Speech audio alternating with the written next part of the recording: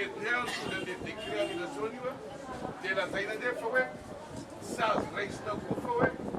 itanareo teo fa hoe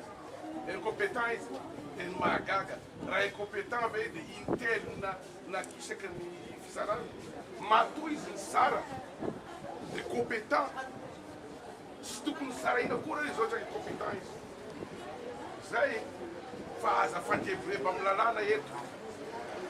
na dia sy magistrat aza mba samby mianatra ihany teto raha voagy hevitorianao saraina dia compétent zananao be sy compétent nanoka efa itelo rano vavy dia ilazaina androany fa sy compétent marary ny fisarana malagasy mila amboarina fisarana malagasy mampalahelo fisara malagasy raha izao izy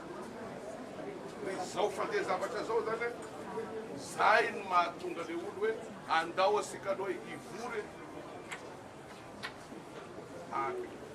zabo ny firenena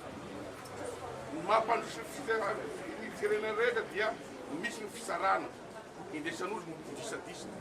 sy hitan'olo tsona ena indesan'olo zao disadisa hoaiza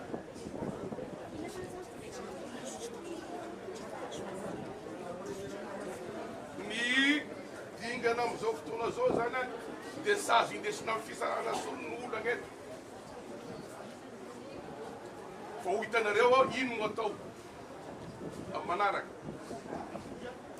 sara io ihany ane no manahiraka sika eto e zarevinareo hoe olo sy lany teo dia nasiana chamboady dia ria mahamaso dia ara-dalàna ho izy mitora amina GCR dia pacte de responsabilité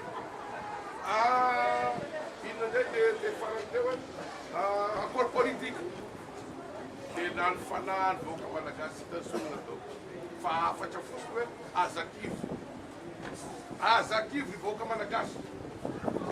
fandao sikitolo zao rehetra mandeha zao sazomena tsindra kotsarareo fa ny comité international daholo manao atao zavatao mazava tsara misy fanazavany ny avy amin'ny fazakana teo train fa mandeha metakanaky be zao io dia hosakagnanareo mezakazako hoaiza hoezakazaky itoliny ty madagasikara teo any lavaka zazekela zany tsy maintsy mizora sika vahoaka malagasy fa raha izao izy zany fotoky firenena ty